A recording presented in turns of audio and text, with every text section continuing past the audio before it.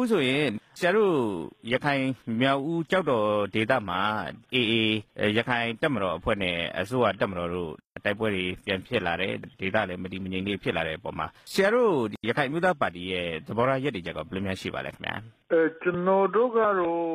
ရခိုင်ဒေသတည်ငြိမ်အေးချမ်းပြီးမှဖွံ့ဖြိုးတိုးတက်စေပါတယ်အဲ့တော့တပ်မတော်ပုံမှာလည်းသဘောပေါက်ပါတယ်ရခိုင်တပ်မတော်ပုံမှာလည်းသဘောပေါက်ပါတယ်ကျွန်တော်တို့သုံးသပ်တာက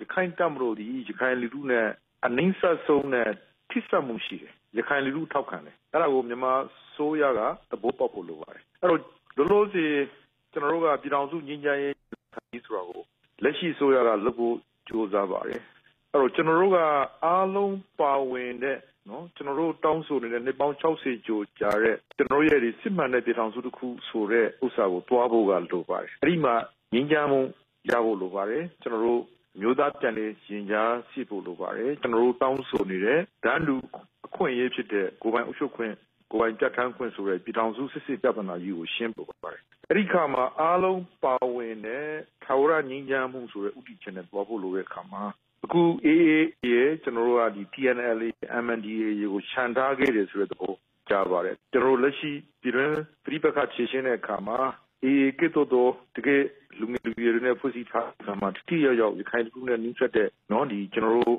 တပ်မတော်တွေ TNLA တို့ကိုခြံထားပြီးမှလက်ရှိကျောင်းစုငြိမ်းချမ်းရေးဆိုတဲ့ conference ကြီးကိုဆောင်ရွက်မယ်ဆိုတဲ့ကဏ္ဍမှာကျွန်တော်တို့ဒီ TNLA AA တို့ဟာကိုယ့်ရဲ့အခြေခံဒေသဆိုတဲ့ကဏ္ဍလေးတစ်ခုပါလာပါတယ်အဲ့ဒါကြောင့်မို့လို့လေကျွန်တော်တို့ဒီကိစ္စလေးကဖြစ်တယ်လို့သုံးသပ်ပါတယ်အစိုးရတပ်မတော်ဘက်ကဆိုရင်ရခိုင်တပ်မတော်ကိုအပြစ်တိုင်ချေမှုန်းမယ်လို့ဒါကြေညာထားတာကြောင့်လည်းကြားမှာပေါ့လေဒီရပိုင်းအတွင်းမှာပဲမနေ့ကဆိုရင်ရခိုင်တပ်မတော်ဘက်ကလည်းကြေညာချက်တစ်ခုထပ်ထုတ်လိုက်တာတွေ့ရပါတယ်ခင်ဗျနိုင်ငံရေးနည်းနဲ့ဖြေရှင်းဖို့ဆိုရင်ပေါ့နော်အေးအနေနဲ့အစဉ်သင့်ဖြစ်တယ်ဖိတ်ခေါ်လာမယ်ဆိုရင်ဆွေးနွေးဖို့အစဉ်သင့်မယ်ဆိုပြီးတော့ကြေညာချက်ထဲမှာဖော်ပြထားတာတွေ့ရပါတယ်ခင်ဗျဆိုဒါပေမဲ့အစိုးရဘက်ကလည်းအေးအဖွဲ့ကိုအတိအမှတ်မပြုခြင်းဘူးတပ်မတော်ဘက်ကလည်းချေမှုန်းမဲ့သဘောထားရှိတော့ကလက်ရှိအနေအထားမှာရခိုင်ဒေသတည်ငြိမ်ရေးအထူးသဖြင့်ဒီပြည်ပခါတွေချုပ်ငြိမ်းရေးကဘယ်လိုနည်းလမ်းတွေနဲ့များဖြစ်လာနိုင်ရရှိမလဲခင်ဗျကျွန်တော်တို့လုံးလုံးစီတိတဲ့အတိုင်းပဲ UPDJC ကိုဆွေးနွေးနေကြပါတယ်ကျွန်တော်တို့ကလည်းပဲအားလုံးပါဝင်တဲ့ဆွေးနွေးမှုဖြစ်အောင်ဒီနေ့ပဲကျွန်တော်တို့ကလည်းတင်ပြပါတယ်အေးဘက်ကလည်း statement ထုတ်ပြီးကမှနော်ညှိနှိုင်းဆွေးနွေးပြီးမှပြည်ထောင်စုပြဿနာကိုဖြေရှင်းခြင်းနဲ့ဆိုတဲ့သဘောထုတ်ပြန်ပါတယ်အဲ့ဒါလေးကိုလည်းကျွန်တော်တို့လေးတယူထားပါတယ်ရခိုင်မျိုးသားပါတီအနေနဲ့အဲ့ဒါကြောင့်မို့လို့ဒီနေ့မှာပဲကျွန်တော်တို့ကအားလုံးပါဝင်တဲ့နော်ပြည်တွင်းငြိမ်းချမ်းမှုဆိုတဲ့ကဏ္ဍလေးကိုလက်ရှိသမ္မတကြီးဦးသိန်းစိန်လက်ထက်မှာအစပြုစေခြင်းတဲ့သဘောနဲ့ဆွေးနွေးပါတယ်တော်တော်လေးပဲလက်ရှိခင်းချင်းကတော့ကျွန်တော်ရဲ့ဒုတိယအကြိမ်မျိုးသားပြန်လည်ညီညွတ်မှုတွေတည်ဆောက်မဲ့ပြည်တော်စုညီလာခံတနည်းအားဖြင့်ဒီမိုကရေစီဖွဲ့ချုပ်ဦးဆောင်တဲ့ကဏ္ဍရောက်မှပဲအားလုံးပါဝင်တဲ့အခြေအနေရမယ့်သဘောတွေ့ပါတယ်တော်တော်လေးပဲဘယ်လိုပဲဖြစ်ဖြစ်လက်ရှိတော့ဖြစ်ပြနေတဲ့အားလုံးပေါ်မှာကျွန်တော်တို့သဘောပေါက်ပါတယ်ရခိုင်တပ်မတော်အနေနဲ့လေးပဲအဝင်ပတ်သက်နေတဲ့ကဏ္ဍရဲ့ပြည်တွင်းငြိမ်းချမ်းမှုပေါ်မှာဖိတ်ခေါ်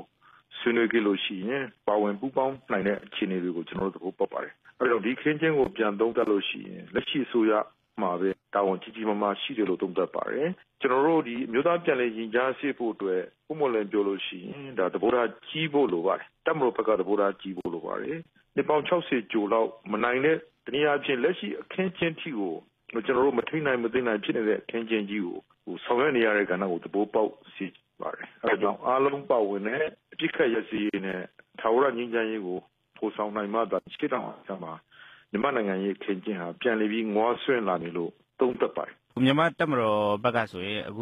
တိုက်ပွဲတွေစဖြစ်ခဲ့တဲ့ဒီဇင်ဘာ29ရက်နေ့ကစပြီးတော့ထိခိုက်ကြဆုံးမှုကလည်းအင်မတန်များတာတွေ့ရပါတယ်ခင်ဗျအေးအဖွဲ့ရဲ့ထုတ်ပြန်ချက်အရဆိုရင်မြန်မာတပ်မတော်ဘက်ကအရာရှိကြီးတွေအပါအဝင်အင်အား150ကျော်ကြဆုံးပြီးတော့200ကျော်ထိခိုက်ဒဏ်ရာရတယ်လို့ဆိုပါတယ်ခင်ဗျအစိုးရဘက်ကတော့တိတိကျကျ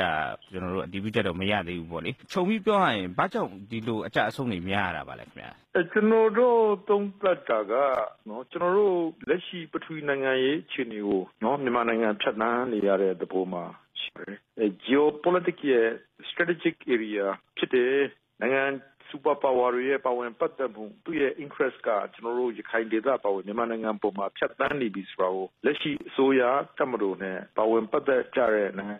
stakeholder အားလုံးကျွန်တော်တို့ရဲ့မျိုးသားလွတ်မြောက်မှုအတွက်တော်လှန်ပွဲဝင်နေရတဲ့ပုဂ္ဂိုလ်များအားလုံးသုံးသပ်မိကြမယ်ထင်ပါတယ်။တနည်းအားဖြင့်အရွေးကြီးကြီးတစ်ခုကိုရွေးနေတဲ့သဘောတွေ့ပါတယ်။သူသဖြင့်အိန္ဒိယသမုဒ္ဒရာရဲ့အရွေးဟာ အမှန်တန်ကြီးပါတယ်။အဲဒီမှာကျွန်တော်တို့ရဲ့နဝတနာယကလက်ထက်က strategic ပုံပဒံနဲ့ oil and gas pipeline ကြောကြီးကိုဖြတ်ပြီးခုနကနန်နင်းထိဖြတ်တန်းသွားပြီးတဲ့နောက်မှာတရုတ်တွေရဲ့ပုံမှန်လည်းပြောလို့ရှိရင်ဒါ super power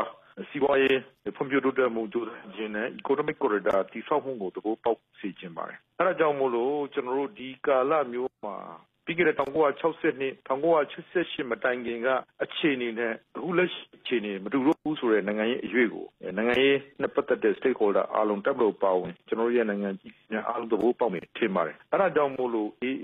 TNLA MNDAA စသဖြင့်ပုံမှန်ပြောလို့ရှိရင်လက်ရှိအခင်းကျင်းမှာရှေ့ကိုရောက်နေကြတဲ့အဖွဲ့အစည်းအားလုံးရဲ့ super power တွေ့မှုဟာကျွန်တော်တို့ပြန်လည်သုံးသပ်ဖို့လိုအပ်တဲ့ကဏ္ဍကိုရောက်နေပါပြီ။အဲဒါကြောင့်မို့လို့ဒီခင်းကျင်းမှာအားလုံးသဘောထားကြည့်ဖို့လိုပါတယ်။မြန်မာနိုင်ငံခင်းကျင်းကိုနှစ်ပေါင်း60ကျော်ဖြတ်သန်းတဲ့အခါမှာ